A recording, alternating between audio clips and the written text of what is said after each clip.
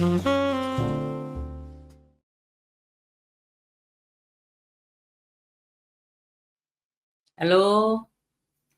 jumpa kembali di sesi kali ini. Saya harap nggak bosen ya lihat saya terus. Di dalam sesi-sesi yang sebelumnya, saya sudah membahas bahwa hidup ini adalah sebuah pilihan. Mana yang mau kita pilih, kita mau memilih melakukan yang terbaik, maka kita akan mendapat berkat dari Tuhan. Tapi jika kita melakukan yang buruk, kita tidak sesuai dengan apa yang Tuhan tetapkan, maka kutuk yang akan kita dapatkan. Nah, di dalam sesi kali ini saya mau mengajak untuk kita mempelajarinya dari tokoh-tokoh yang ada di dalam Alkitab gitu ya, supaya kita bisa lebih enak gitu ya untuk melihatnya di dalam prakteknya. Nah, saya akan bacakan di dalam Kejadian 20 ayat pertama sampai ke 18. Lalu Abraham berangkat dari situ ke tanah Negeb dan ia menetap antara Kades dan Syur. Ia tinggal di Gerar sebagai orang asing. Oleh karena Abraham telah mengatakan tentang Sarah istrinya, dia saudaraku, maka Abimelek raja Gerar menyuruh mengambil Sarah. Tetapi pada waktu malam, Allah datang kepada Abimelek dalam suatu mimpi, serta berfirman kepadanya, "Engkau harus mati, oleh karena perempuan yang telah kau ambil itu, sebab ia sudah bersuami." Ayat yang keempat. Adapun Abimelek belum menghampiri Sarah. Berkatalah ia, "Tuhan, apakah engkau membunuh bangsa yang tak bersalah? Bukankah orang itu sendiri mengatakan kepadaku, dia saudaraku? Dan perempuan itu sendiri telah mengatakan, ia saudaraku. Jadi, hal ini kulakukan dengan hati yang tulus dan dengan tangan yang suci." Lalu berfirmanlah Allah kepadanya dalam mimpi, "Aku tahu juga bahwa engkau telah melakukan hal itu dengan hati yang tulus. Maka aku pun telah mencegah engkau untuk berbuat dosa terhadap aku. Sebab itu aku tidak membiarkan engkau menjamah dia." Jadi sekarang kembalikanlah istri orang itu, sebab dia seorang nabi. Ia akan berdoa untuk engkau, maka engkau tetap hidup. Tetapi jika engkau tidak mengembalikan dia, ketahuilah engkau pasti mati, engkau dan semua orang yang bersama-sama dengan engkau. Keesokan harinya pagi-pagi, Abimelek memanggil semua hambanya dan memberitahukan seluruh peristiwa itu kepada mereka. Lalu sangat takutlah orang-orang itu.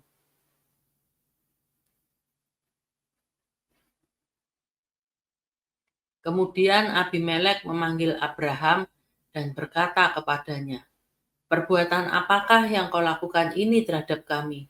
Dan kesalahan apakah yang kulakukan terhadap engkau, sehingga engkau mendatangkan dosa besar atas diriku dan kerajaanku? Engkau telah berbuat hal-hal yang tidak patut kepadaku." Lalu kata Abimelek kepada Abraham, "Apakah maksudmu, maka engkau melakukan hal ini?" Lalu Abraham berkata, "Aku berpikir, takut akan Allah tidak ada di tempat ini. Tentulah aku akan dibunuh karena istriku. Lagi pula ia benar-benar saudaraku, anak ibuku, anak ayahku, hanya bukan anak ibuku. tetapi kemudian ia menjadi istriku. Ketika Allah menyuruh aku mengembara keluar dari rumah ayahku, berkatalah aku kepada istriku, tunjukkanlah kasihmu kepadaku, yakni katakanlah tentang aku di tiap-tiap tempat di mana kita tiba. Iya, saudaraku. Kemudian Abimelek mengambil kambing domba dan lembu sapi, hamba laki-laki dan perempuan, lalu memberikan semuanya itu kepada Abraham. Sarah, istri Abraham, juga dikembalikannya kepadanya.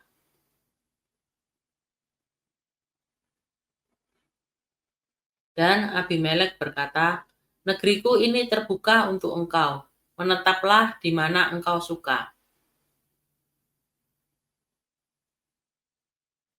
Lalu katanya kepada Sarah, telah kuberikan kepada saudaramu 1000 sikal perak. Itulah bukti kesucianmu bagi semua orang yang bersama-sama dengan engkau. Maka dalam segala hal engkau dibenarkan. Lalu Abraham berdoa kepada Allah, dan Allah menyembuhkan Abimelek dan istrinya dan budak-budaknya perempuan sehingga mereka melahirkan anak. Sebab tadinya Tuhan telah menutup kandungan setiap perempuan di istana Abimelek karena Sarah istri Abraham itu. Jadi kita tahu ceritanya ya, bahwa Abraham ini mendapatkan firman dari Tuhan, dia disuruh keluar gitu ya, dari negerinya menuju tempat yang akan dituju. Dia belum tahu negerinya itu di mana, itu enggak tahu. Tapi Abraham ini nurut gitu ya. Jadi ada orang-orang yang nekat gitu ya. Ketika Tuhan ngomong apa gitu, langsung dia tanpa pikir-pikir yang terlalu jauh. Aduh, gimana ya kalau aku ini disuruh Tuhan ke negeri mana aja belum tahu. Nah kan kita itu harus ngerti ya, harus jelas gitu ya. Kalau Tuhan nyuruh, ya disuruh kemana dulu. Kalau nggak jelas ya, jangan-jangan itu bukan Tuhan yang ngomong. Jangan-jangan itu suara hati kita sendiri. Kadang kita kayak gitu ya. Atau jangan-jangan Tuhan ini cuma menguji hati kita. Sebenarnya ya enggak disuruh keluar sama Tuhan. Tapi Abraham ini menetapkan hatinya gitu ya. Dia ngikut apa yang jadi maunya Tuhan. Dia keluar, dia hanya satu kesalahan Abraham itu, dia disuruh pergi, dia bawa Lot gitu ya. Yang akhirnya dengan Lot ini nantinya akan terjadi masalah gitu ya, antara budak Lot dengan budak Abraham bertengkar gitu ya, rebutan tempat gitu ya, rebutan di dalam usahanya gitu ya, di dalam pekerjaannya gitu terjadi chaos gitu. Nah, tapi Abraham ini seseorang yang patut kita contoh. Ya, orang itu memang harus ya, apa namanya, dalam melakukan sesuatu itu enggak boleh gerusa-gerusu gitu ya. Tetap ya harus minta peneguhan. Saya percaya juga Abraham ini juga berpikir gitu ya dengan cermat. Tapi ketika dia sudah yakin bahwa itu Tuhan yang memerintahkan, dia sudah enggak ambil pusing lagi. Dia enggak mikir-mikir panjang gitu ya. Nah, nanti di sana itu terus ya apa? Aku pergi ini berapa lama? Terus nanti uangnya gimana? Cukup enggak harta bendaku yang aku bawa ini? Nah, kalau terjadi kesusahan di tengah jalan gimana? Dia waktu itu tidak berpikir sampai sejauh itu. Pokoknya Tuhan ngomong, ya sudah, melangkah gitu. Dan setelah itu ketika mulai memasuki ya negeri ya di Gerar ini, mulai tinggal di Gerar sebagai orang asing. Nah, ini mulai dia berpikir gitu, "Waduh, aku ini lagi mengembara, ini negeri asing. Aku kan nggak tahu ya orang-orangnya itu seperti apa yang ada di dalam sini ini. Rajanya itu kayak apa?" Istriku ini cantik loh. Kalau nanti aku ngomong dia istriku, jangan-jangan aku dibunuh. Dia mulai ketakutan, mulai timbul rasa ketakutannya gitu ya. Dia mulai mikir gitu ya. Dia tadinya ketika disuruh Tuhan keluar, ayo wes keluar gitu ya. Tapi ketika mulai terjadi masalah harus tinggal di negeri asing gitu ya. Dia mulai melihat situasi keadaan mulai gentar. Sehingga dia kong kali kong dengan istrinya. Dia nyuruh istrinya Sarah ini untuk ngomong ke orang-orang, "Jangan sampai kamu ngomong ya kalau kamu itu istriku. Ngomong aja kamu itu saudaraku." Dan di sini Sarah itu setuju. Sarah ini nurut sama suaminya. Disuruh apa, ya.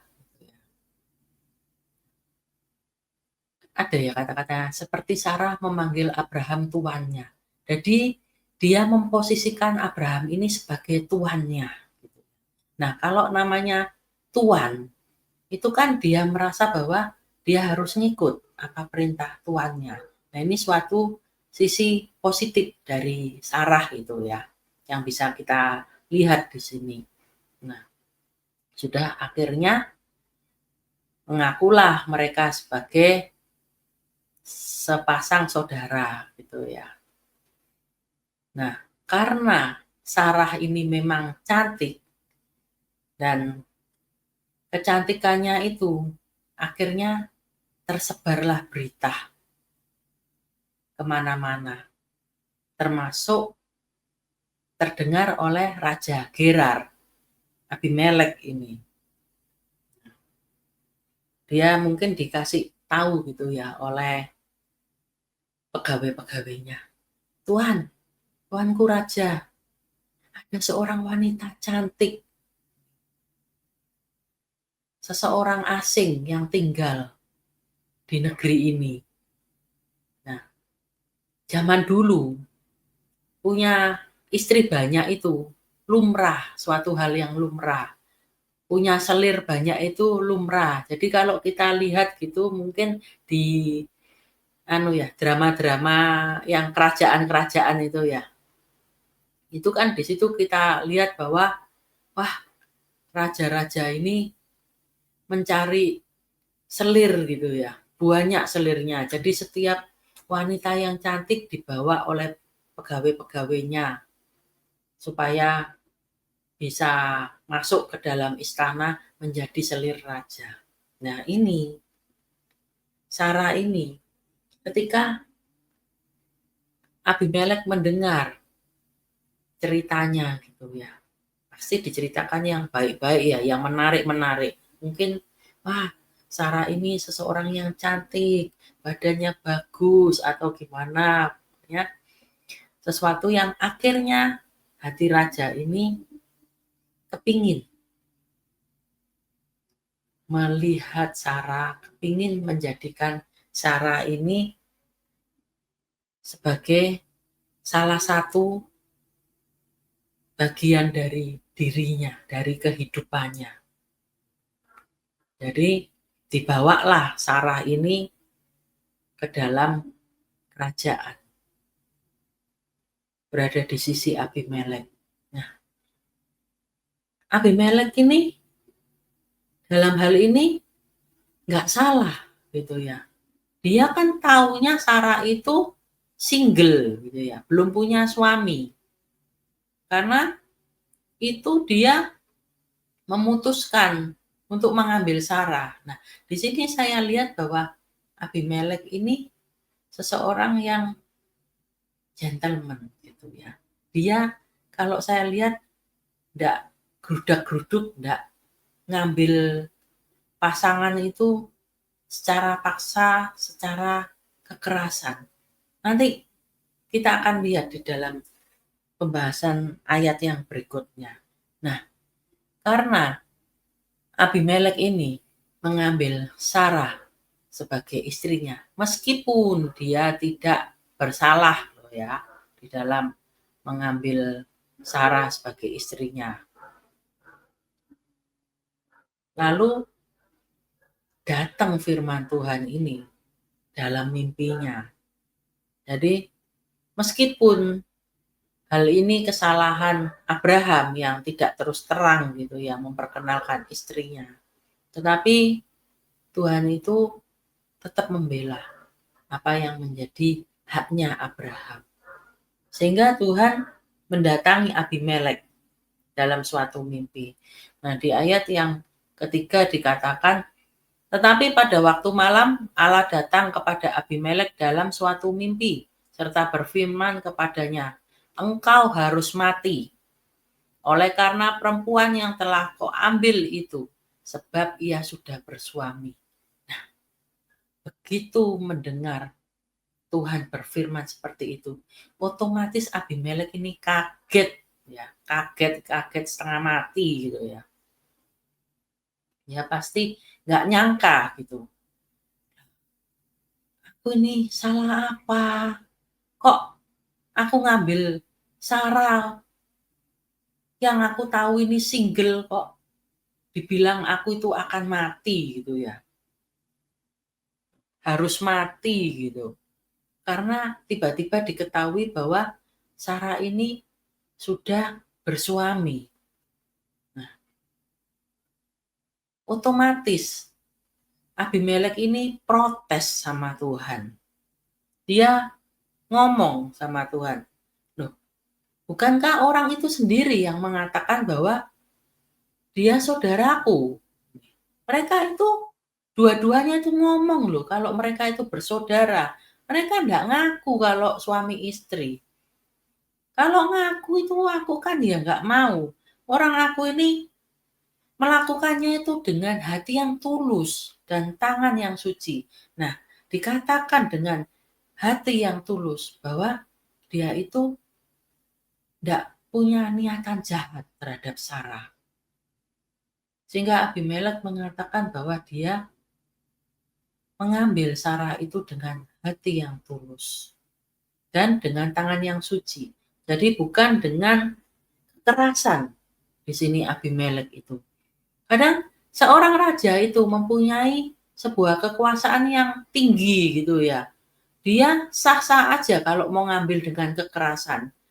Pasti dilegalkan gitu ya oleh pegawai-pegawainya. Nggak ada yang berani ngelarang seorang raja. Apalagi kalau raja itu ditakuti oleh para bawahannya. Nah, di sini tapi kita lihat bahwa sebenarnya Abimelek ini seseorang yang mempunyai hati yang baik gitu ya. Dia bukan karena memiliki kedudukan, dia tidak main paksa. Dia tidak menyalahgunakan kekuasaannya untuk berbuat jahat di sini. Nah, ketahuanlah ketika dia mengambil Sarah, seseorang yang asing. Kalau mungkin rakyat dari negerinya sendiri, mungkin dia bisa memperlakukan lebih baik ya, karena rakyatnya sendiri gitu. Tetapi ini seorang asing. Itu pun dia memperlakukan tuh dengan hati yang tulus gitu ya, dengan tangan yang suci. Nah, di sini kemudian Tuhan itu berfirman dalam mimpi itu. Jadi cara Tuhan berkomunikasi dengan Abimelek adalah lewat mimpi. Gitu ya. Tuhan ngomong, aku tahu juga bahwa engkau melakukan hal itu dengan hati yang tulus. Gitu. Maka aku mencegah engkau untuk berbuat dosa. Sebab itu aku tidak membiarkan engkau menjamah Sarah. Gitu ya. Tuhan ngomong gitu. Nah, jadi kebaikan hati kita itu tidak pernah sia-sia. Tuhan lihat itu loh. Tuhan itu ngerti Abimelek ini seseorang yang mempunyai hati yang baik gitu ya. Dia bukan raja yang jahat. Paling tidak di dalam mengambil seseorang untuk berada di sisinya, mengambil pasangan. Dia bukan raja yang semena-mena. Sehingga Tuhan pun juga meluputkan dia dari malapetaka yang seharusnya dia dapatkan. Apalagi itu bukan kesalahannya. Jadi kita nggak usah takut ya. Ketika kita mempunyai hati yang baik, sekalipun ada orang yang mau berbuat jahat terhadap kita, tetapi Tuhan akan menyelamatkan kita dengan caranya. Ada ya firman-Nya itu. Orang mereka-rekakan yang jahat, tapi Allah itu membuatnya itu, membalikkannya itu untuk kebaikan kita. Ada ya, itu lupa itu saya ayatnya di mana itu. Jadi ketika orang mereka-reka yang jahat, gak usah takut. Kalau kita memang ada di posisi yang benar, mempunyai hati yang benar, hidup di dalam jalan-jalan Tuhan yang benar, Tuhan sendiri yang membela kita.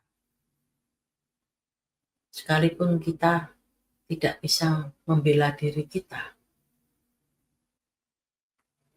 karena kita mempunyai keterbatasan.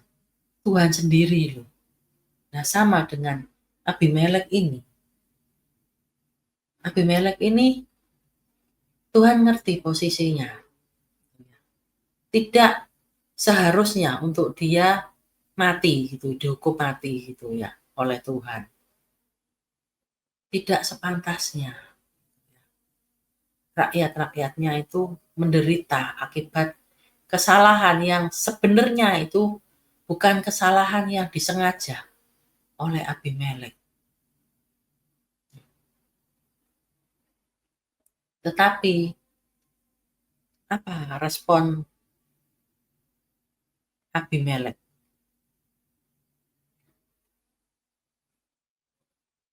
Ketika Tuhan ngomong, Abimelek ini suruh mengembalikan Sarah. Sebab suaminya itu seorang nabi. Dikasih tahu bahwa Abraham ini nanti akan berdoa buat Abimelek. Sehingga Abimelek itu tetap hidup gitu ya, enggak mati. Karena keputusan tuh Tuhan, didok sama Tuhan itu harus mati, harusnya. Seharusnya. Tetapi kalau Abimelek ini mau mengembalikan Sarah, gitu ya, mau nurut dengan apa yang Tuhan sampaikan, ya dia akan hidup. Oleh sebab Abraham nanti yang mendoakan dia. Jadi kalau saya pelajari di dalam Alkitab, doa itu penting ya. Dipandang penting oleh Tuhan. Sampai sebenarnya kalau Sarah dikembalikan, kan bisa aja tuh Tuhan itu langsung menghapus hukuman mati untuk Abimelek. Tetapi harus Abraham mendoakan dulu Abimelek sehingga dia tetap hidup.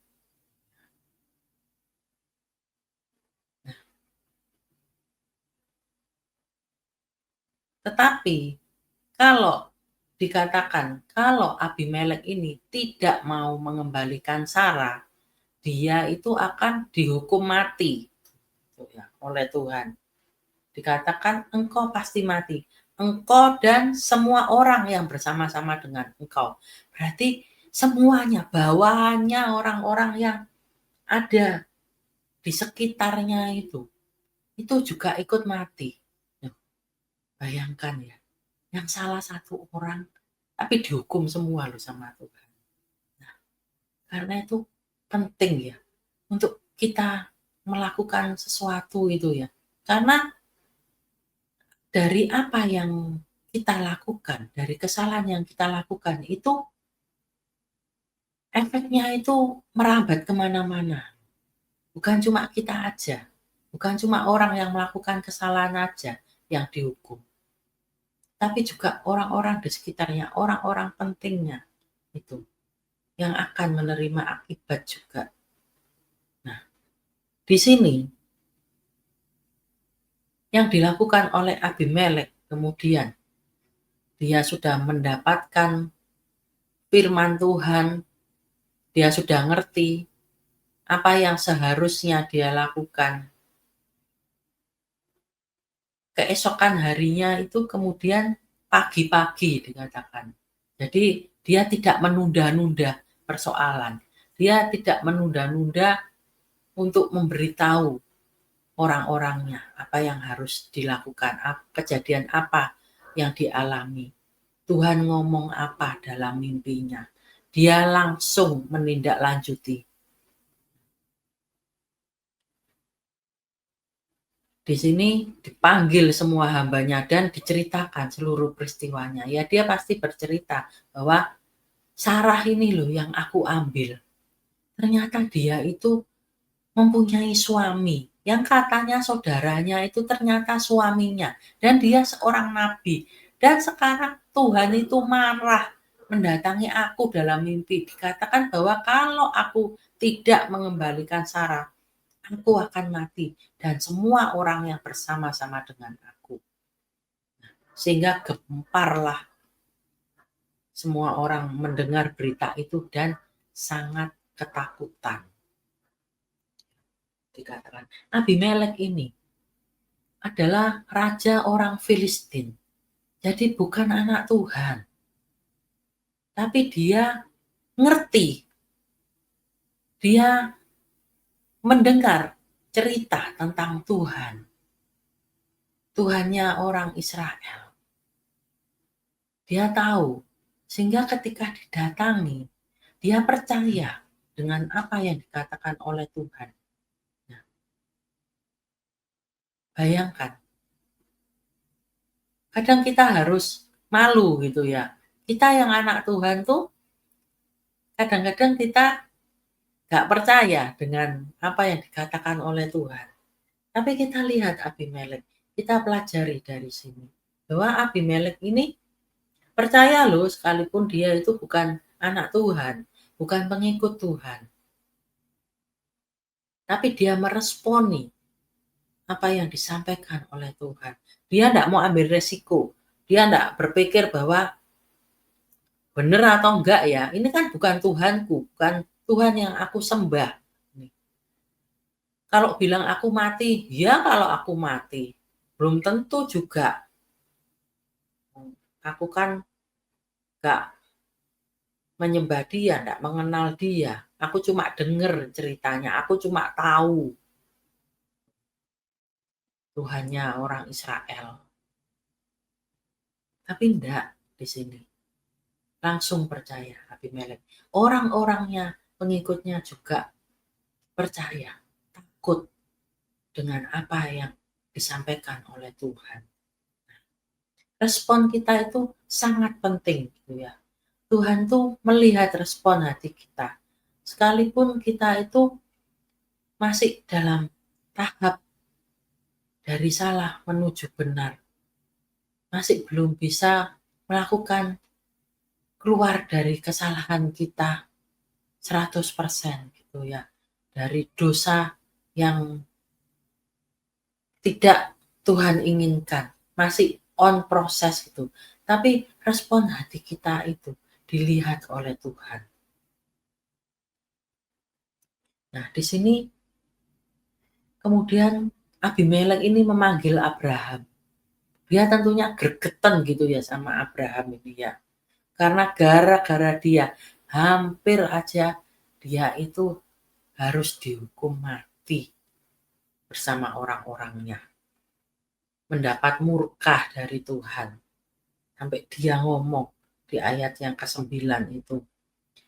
Kemudian Abimelek memanggil Abraham dan berkata kepadanya, "Perbuatan apakah yang kau lakukan ini terhadap kami? Dan kesalahan apakah yang kulakukan terhadap engkau sehingga engkau mendatangkan dosa besar atas diriku dan kerajaanku. Engkau telah berbuat hal-hal yang tidak patut kepadaku. Abimelek di sini mungkin dia ngempet gitu ya, menahan emosinya ya. Tapi dalam hatinya itu dia gregetan, tapi terpancar dari kata-katanya. Apa sih yang kamu lakukan itu?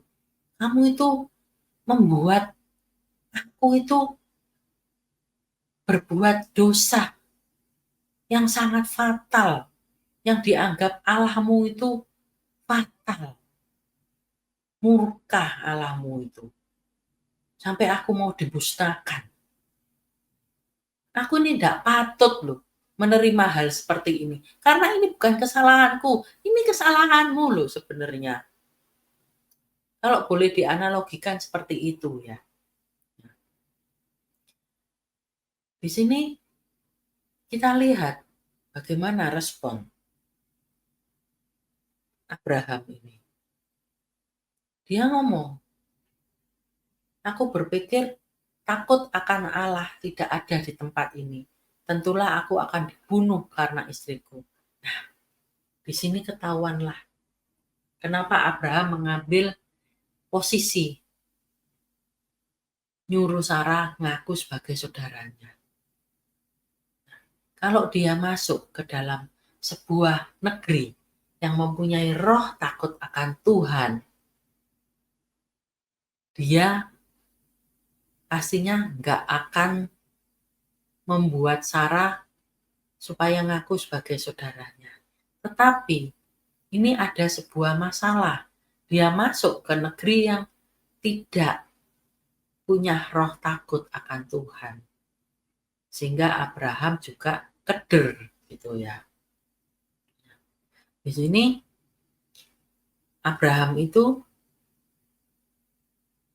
ngomong, lagi pula dia itu benar-benar saudaraku. Anak ayahku hanya bukan anak ibuku. Tetapi kemudian dia menjadi istriku. Jadi rupanya ayahnya Abraham itu menikah lagi. Dan dari ayahnya itu lahirlah Sarah ini. Tapi dari ibu yang berbeda. Zaman dulu boleh ya. Tidak masalah. Tetapi kalau zaman sekarang ya jangan. Karena banyak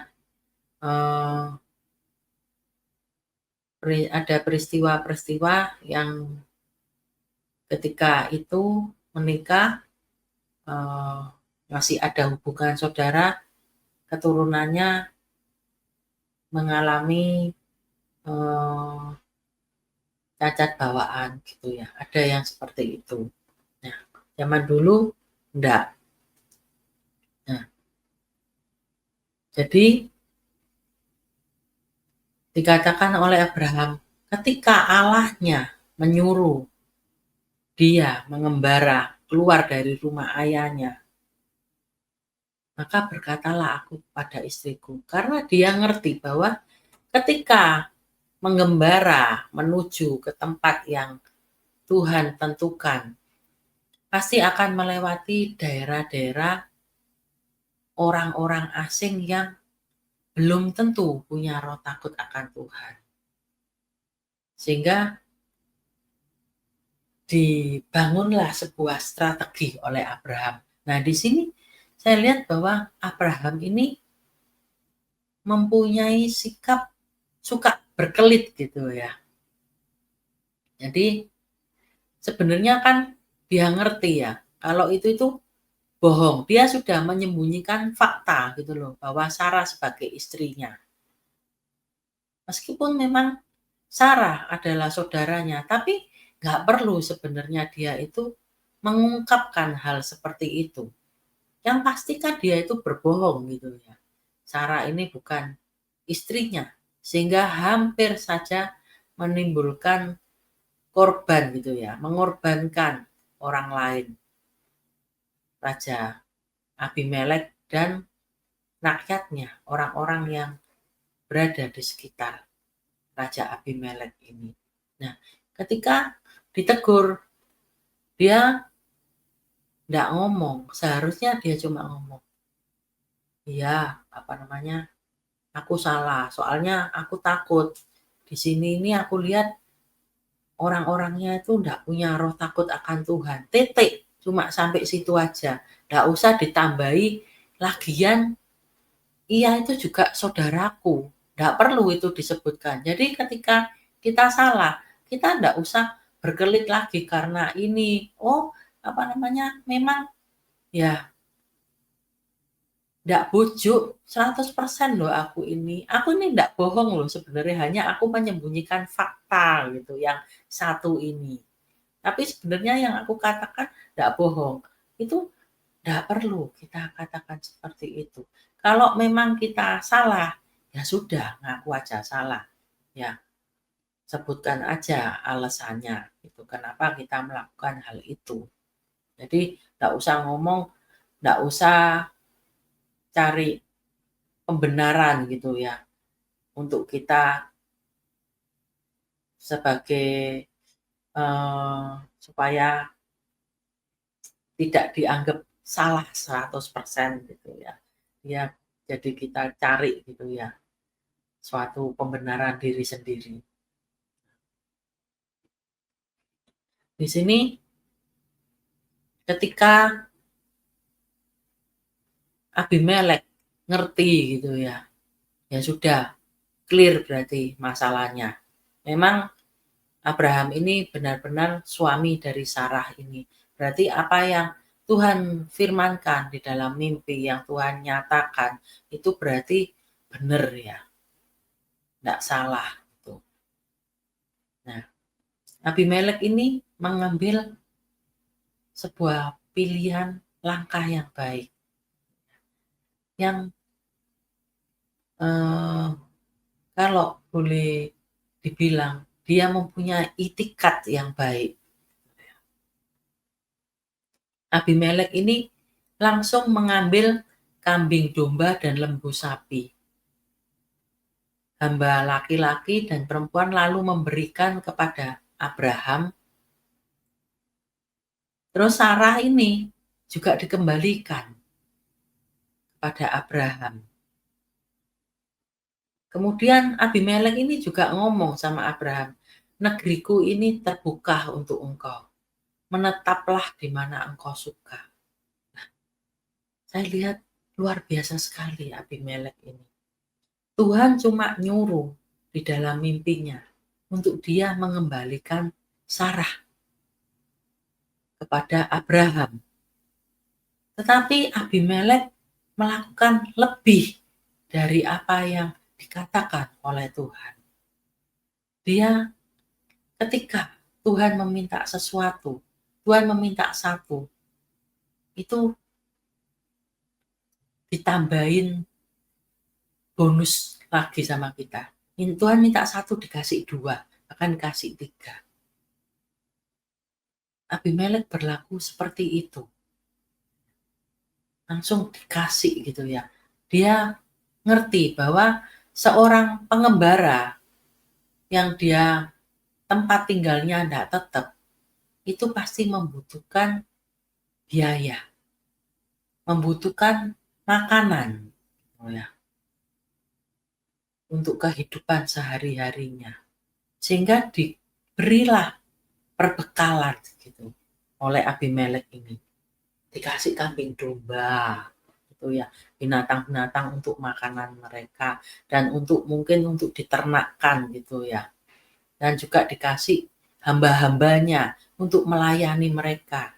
Karena di negeri asing pasti ada kesulitan demi kesulitan yang dihadapi.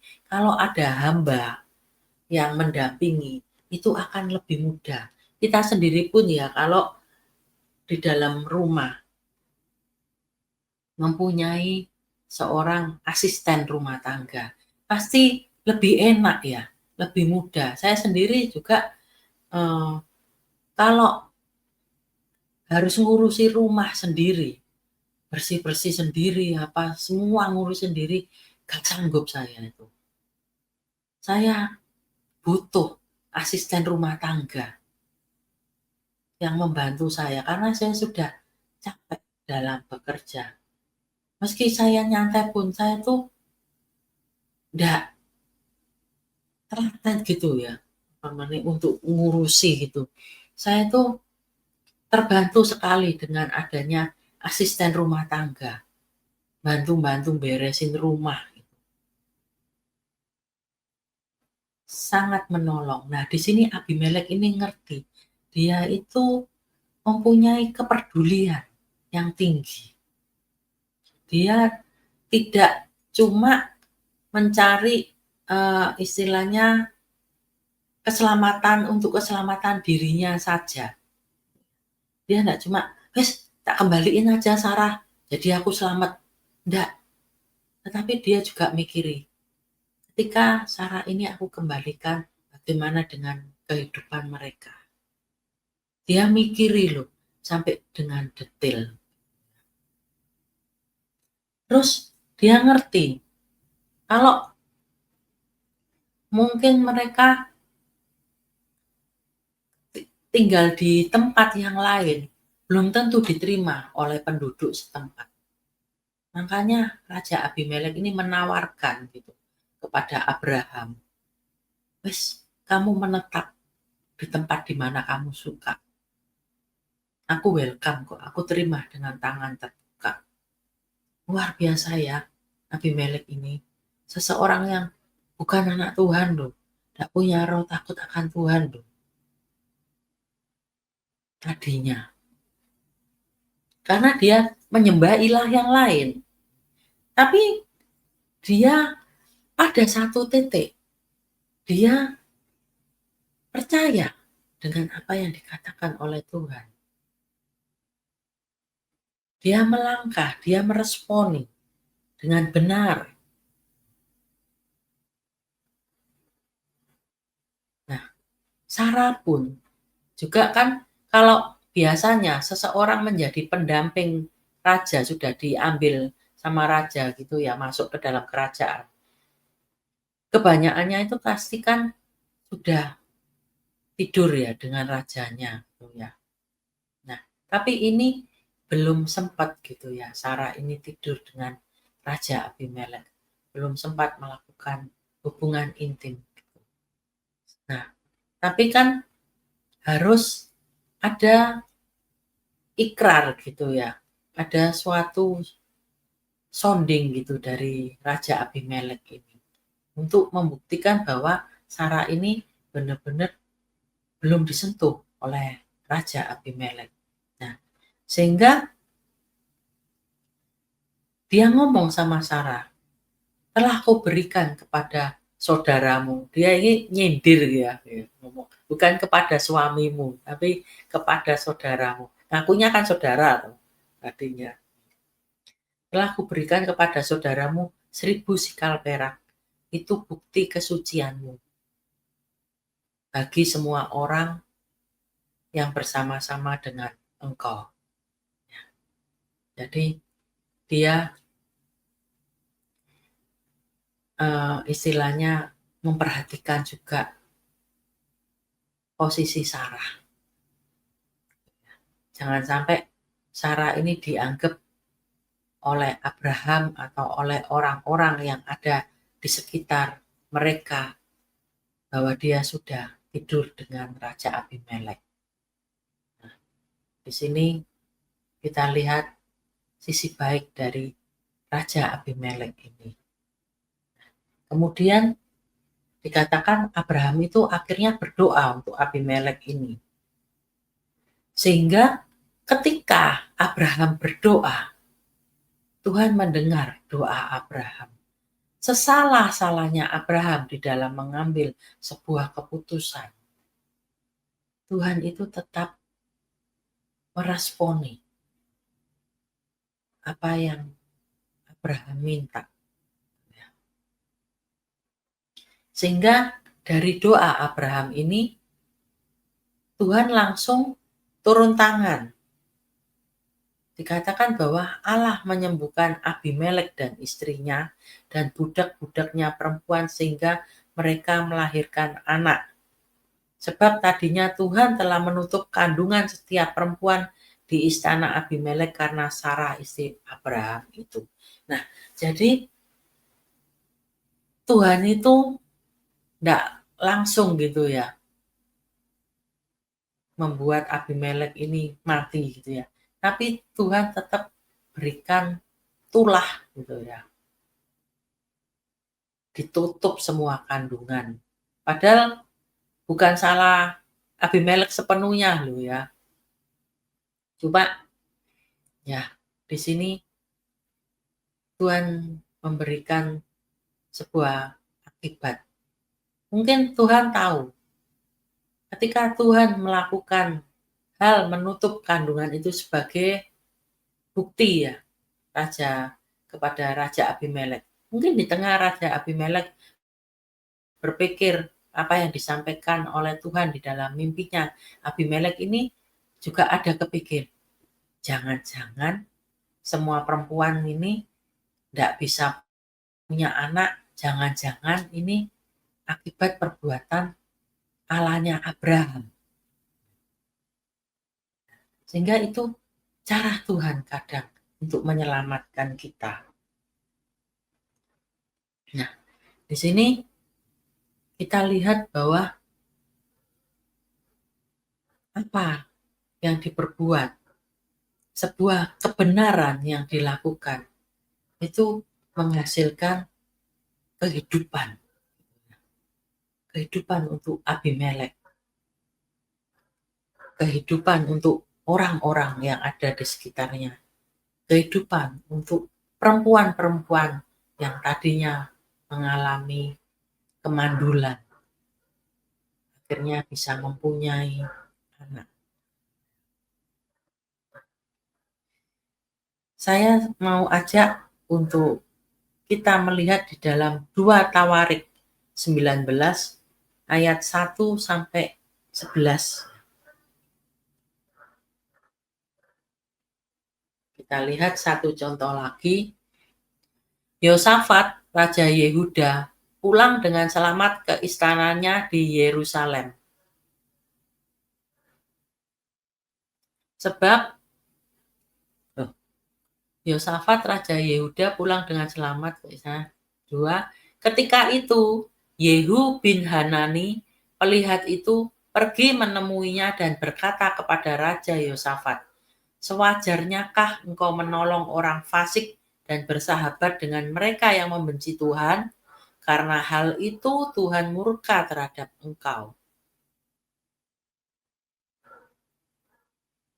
Namun, masih terdapat hal-hal yang baik padamu, karena engkau menghapuskan tiang-tiang berhala dari negeri ini dan mencari Allah dengan tekun. Yosafat diam di Yerusalem. Ia mengadakan kunjungan pula ke daerah-daerah dari Berseba sampai ke pegunungan Efraim, sambil menyuruh rakyat berbalik kepada Tuhan Allah nenek moyang mereka.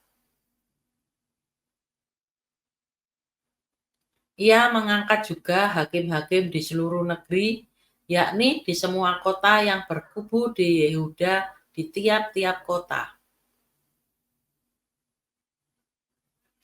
Berpesanlah ia kepada hakim-hakim itu, pertimbangkanlah apa yang kamu buat, karena bukanlah untuk manusia kamu memutuskan hukum, melainkan untuk Tuhan yang ada beserta kamu, bila kamu memutuskan hukum. Sebab itu, kiranya kamu diliputi oleh rasa takut kepada Tuhan. Bertindaklah dengan seksama, karena berlaku curang, memihak, ataupun menerima suap tidak ada pada Tuhan Allah kita. Juga di Yerusalem, Yosafat mengangkat beberapa orang dari antara orang Lewi, dari antara para imam, dan dari antara para kepala puak Israel, untuk memberi keputusan dalam hal hukum Tuhan dan dalam hal perselisihan, mereka berkedudukan di Yerusalem. Ia memerintahkan mereka, "Kamu harus bertindak dengan takut akan Tuhan, dengan setia dan dengan tulus hati demikian. Dalam setiap perkara yang disampaikan kepada kamu oleh rekan-rekanmu yang tinggal di kota-kota, yakni perkara-perkara mengenai penumpahan darah atau mengenai hukum, perintah, ketetapan-ketetapan, dan peraturan-peraturan, hendaklah kamu memperingatkan mereka, supaya mereka jangan bersalah terhadap Tuhan, sehingga murkanya menimpa kamu dan rekan-rekanmu. Hendaklah kamu berbuat demikian dan kamu tidak akan bersalah." Dengan ini, imam kepala Amaria diangkat sebagai ketuamu dalam segala perkara ketuhanan, dan Sebaja bin Ismail pemuka kaum Yehuda dalam segala perkara kerajaan, sedang orang Lewi akan melayani kamu sebagai pengatur. Bertindaklah dengan tegas, kiranya Tuhan menyertai orang yang tulus ikhlas. Nah, dikatakan ya, bahwa Yehu, seorang pelihat ya, mendatangi Raja Yosafat. Dia menegur gitu ya. Wajar nggak kamu itu nolong orang fasik, terus bersahabat dengan mereka yang membenci Tuhan? Itu kan harus dijauhi kalau orang-orang yang membenci Tuhan itu. Karena nanti kamu akan terpamiri. Ya. Karena kalau dengan siapa kita bergaul, ya kita akan menjadi seperti itu ya kalau kita tidak kuat teguh berdiri gitu ya. Kita istilahnya dekat dengan tukang cat gitu ya. Kita pasti akan rentan dengan kena cipratan cat gitu ya. Jadi pergaulan yang buruk merusakkan kebiasaan yang baik. Jadi di sini Yosafat ini ditegur gitu. Kamu tidak boleh seharusnya gitu ya, mengikat persahabatan dengan orang-orang yang membenci Tuhan. Tapi karena Tuhan itu masih melihat ada hal-hal yang baik di dalam dirimu, sehingga Tuhan itu memandang itu, masih menyelamatkan kamu. Jadi tadinya Yosafat ini dengan, kalau di ayat yang sebelumnya itu dengan Raja Israel gitu ya. Ya. Nah, dia itu sebenarnya dibohongi oleh Raja Israel, jadi diajak bertempur gitu ya. Padahal seharusnya Raja Israel ini sudah diperingatkan oleh seorang nabi, utusan Tuhan, supaya enggak istilahnya tidak maju gitu loh untuk berperang. Tapi dia itu tetap nekat gitu ya. Akhirnya dia membuat sebuah strategi Raja Israel. Jadi Raja Yosafat ini tadinya yang akan dikorbankan, yang dibuat untuk memancing musuh gitu ya. Dia Raja Yosafat tetap mengenakan baju kebesarannya sebagai seorang raja. Sedangkan Raja Israel ini dia nyamar gitu ya. Dia tidak berpakaian seperti layaknya seorang raja. Tetapi di dalam cerita tersebut akhirnya tetap Raja Israel ini yang mati gitu ya. Raja Yosafat ini selamat. Karena ya Raja Yosafat ini karena anugerah Tuhan dia masih diselamatkan.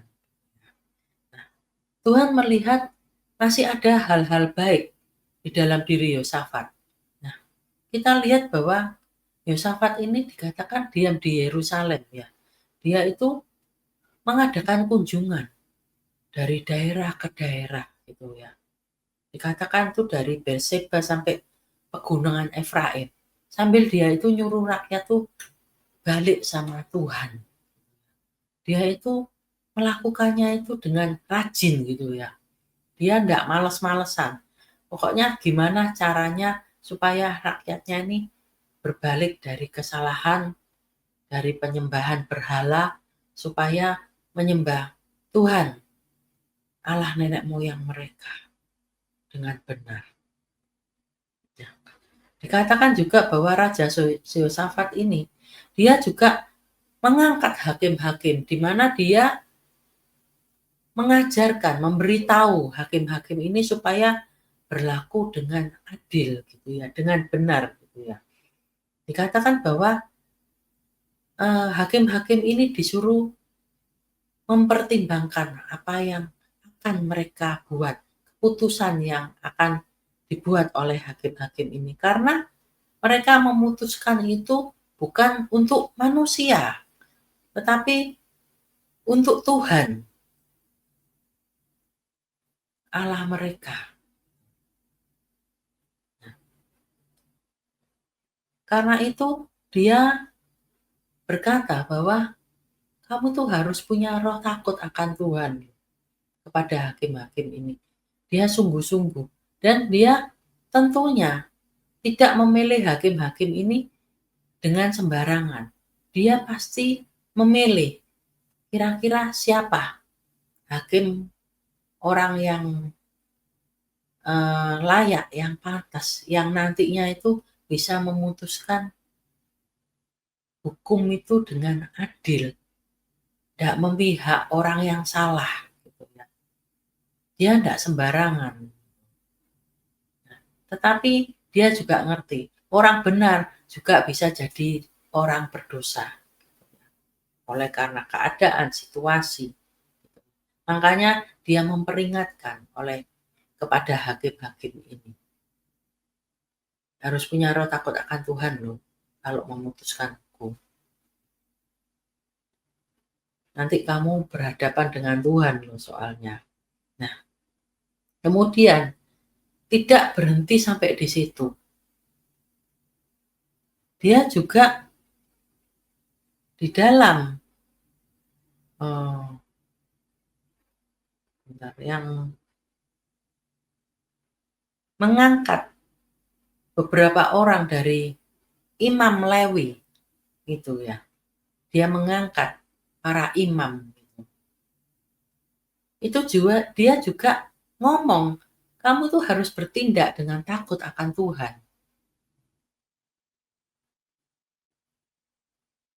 Harus memperingatkan mereka supaya jangan bersalah kepada Tuhan. Jadi seorang kepala imam, kepala puak gitu, itu harus memperingatkan orang-orang yang ada di bawahnya gitu ya.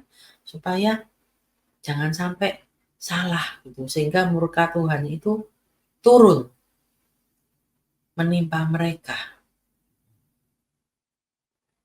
Nah, kalau mereka sudah melakukan hal yang benar, itu mereka tidak akan salah di hadapan Tuhan. Jadi Yosafat ini sungguh-sungguh dia mengerjakan sesuatu yang baik, sesuatu yang benar itu dengan tekun, gitu ya, dikatakan. Jadi dia datangi rakyatnya, rakyat itu yang paling bawah sendiri gitu ya. Dia sounding kemana-mana gitu ya. Ayo balik ke Tuhan, kamu harus punya roh takut akan Tuhan, jangan menyembah ilah yang lain dari daerah ke daerah. Ya, tidak segan-segan. Dia tidak leha-leha dengan kedudukannya sebagai seorang raja gitu ya. Kemudian dia juga mengatur para hakim gitu ya. Dan dia menetapkan standarnya sesuai dengan standar ilahi. Harus punya roh takut akan Tuhan. Demikian juga tidak berhenti sampai di situ. Dia naik ke tahap yang selanjutnya. Dia mengangkat para imam. Itu untuk juga memutuskan, menetapkan keputusan gitu ya. Itu harus berdasarkan hal-hal yang tidak menyimpang dari kebenaran firman Tuhan. Sehingga meskipun satu sisi kita salah, tapi kalau ada kebaikan, ada kebenaran yang kita lakukan di dalam hati kita, itu yang akan menyelamatkan hidup kita, yang akan menyelamatkan diri kita. Sehingga kita bisa mengerti, kita harus membuat keputusan yang benar, memilih hal yang benar. Nah, tentunya saudara-saudara nggak bingung lagi ya, sudah mantep gitu ya, keputusan apa yang harus diambil. Yang tadinya aku mesti kayak gimana ya, kalau aku ngambil keputusan ngikut Tuhan, ngikut jalannya Tuhan, sengsara ini aku, hidupku. Keluargaku ini nanti gimana? Teman-temanku nanti gimana? Tapi kalau aku ngambil keputusan yang menurut aku baik untuk aku, tapi melenceng dari ketetapan Tuhan, nanti apa akibatnya? Sehingga mari kita membuat sebuah keputusan yang tepat. Kita sudah lihat contoh-contohnya tadi, di mana Raja Abimelek dan juga Raja Yehosafat mengambil keputusan-keputusan yang tepat di dalam hidupnya. Sekalipun ada yang masih salah di dalam hidup mereka, tetapi ada suatu kebaikan, ada suatu kebenaran yang masih dipandang benar oleh Tuhan, sehingga Tuhan menyelamatkan hidup mereka. Terima kasih. Sampai berjumpa di dalam sesi-sesi yang berikutnya. Tuhan Yesus memberkati.